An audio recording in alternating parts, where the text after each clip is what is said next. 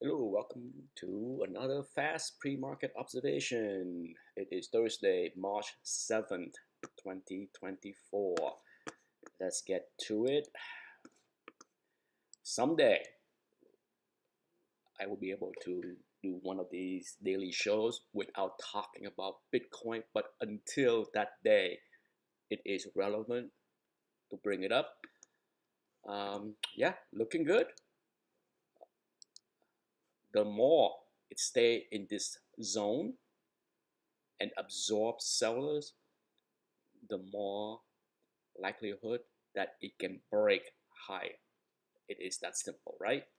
Um, I am in the camp that believe that we will break higher. How high? Hard to say, right? Just a quick recap. I'm aiming for 84. That's my target. I don't care what other YouTuber influencers are saying. That's my target. Does not mean that I won't trim from 72 onward, but that's the plan. And I do have an order to add back what I sold in the 66 to 68 range back at 60. So in any event of craziness that the big boy can manufacture to take some Bitcoin away from weak hands, I will be playing along with them. All right, done with BTC. Let's move on to, let's see what I have on docked here. See, I'm getting old. Even when I put in the heading, I forgot what I was going to talk about. Morgan Stanley. I'm on record to say that I like Morgan Stanley for a while. I even took the dip yesterday to sell more put spread. I have a couple going on right now from 84 below. I have 84, 80, um, 82.79, and I would likely add a few more if I can, depend on what Morgan Stanley is doing today. But if I didn't have those put spread, I have a naked put at 84, and that's the reason why I did not buy any share, but depend on what Morgan Stanley is going to do today and tomorrow, and that puts expire worthless. I might add some share if it is below 86. Okay, for me, between the 20 and the 200, I wouldn't mind adding a few share and then sell, um, put spread below. By below, I mean 83, 80, 82, 79. Yeah, I like Morgan Stanley, right? I think the risk reward is decent here. And Goldman Sachs, here's a perfect example of a level of resistance that's slowly eroding, right? So first, when it first get close to it, you see people jumping off the train early, right? And then slowly it get there, and they still meet with seller, right? And then it wick, see, wick, wick, wick, and guess what? It wick, the wick getting tighter and tighter and tighter, and now it less of a wick. Some are even solid candle, right? So yeah, it's a coil spring that if okay, you gotta understand trading TA is about probability and psychology. It's not a certainty, it's not a guarantee. If the market dump for whatever reason, if there is a 5% correction for whatever reason, would this negate what's going on with Goldman Sachs? Absolutely. But if it doesn't, if we don't have any kind of economic factors, market factors, geopolitical factors that change the overall sentiment of the market, it's going higher.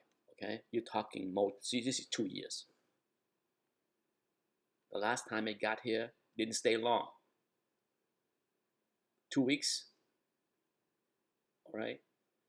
But now, Okay, you're talking going back past 2 years. So if it break it cleanly, what I probably will do and have been looking into doing is doing a call spread, going out 5 weeks, at least a month, but do a call spread like 380, 400. Do a couple. I might do like a 380, 400, and then perhaps do 390, 420, something like that. But yeah, if it can break this, if it can absorb all the sellers, we can see all-time high. Okay, that's just the way TA works, right? When it break a key resistance, it can go. All right, let's go to a stock that I have not traded in a long time. AMN. They are specialists in recruiting, job posting for the medical field. Okay, let me repeat, the medical field. I've been watching this chart. I used to trade it a lot. That's why the chart is somewhat messy. But I have not traded this for at least a year and a half or 2 years. It's been a while because of the end of COVID. When COVID was booming, right, and hospital was short of staff, it was crazy. But things are back to normal, right? Let's take a look. See that 5-year chart? COVID crash, right there, yeah, and then you see the rise, right? Is that a shocker? Is that a shocker? And is this a shocker?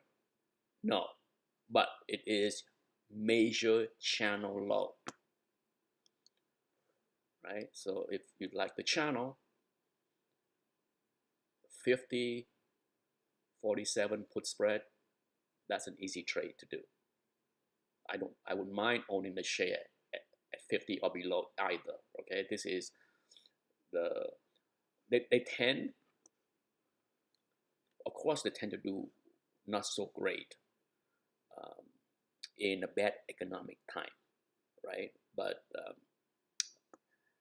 I like AMN here a lot.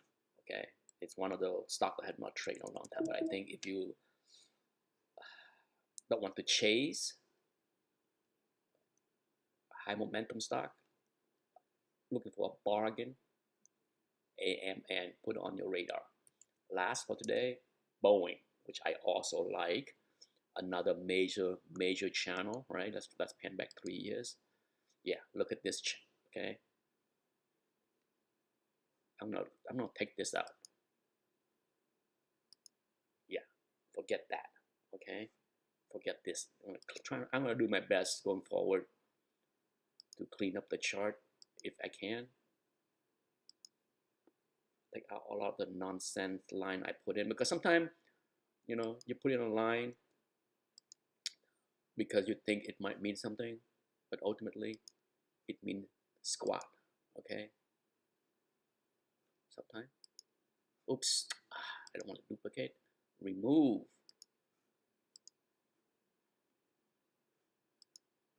How come it's not removing? I have that many duplicate there. Jeez. Finally. Whew. I don't know why I have 4 lines there in the same spot. But yeah, Boeing is at channel low. And where would I'm thinking about selling a long dated. When I use the term long dated, that means more than 2 weeks out in the future. Okay, so if you never heard of the term long dated, that's what it means. Usually 3. Okay, I usually go at least 3 to 4, but sometimes I have done 6 weeks, even 2 months. So it's not unheard of. But if I was to do a long dated put spread, a bull put spread on this, where would I do it? Right here. I do a 175, 165, something like that. Now that's a major that zone from 170 from 173 to 177 ish is, let's do a zone. Okay, let's you know how I like to do the zone.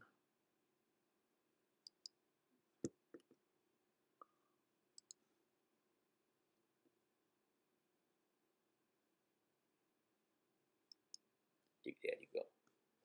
See that? Support, breaking, resistant, breakout, check back.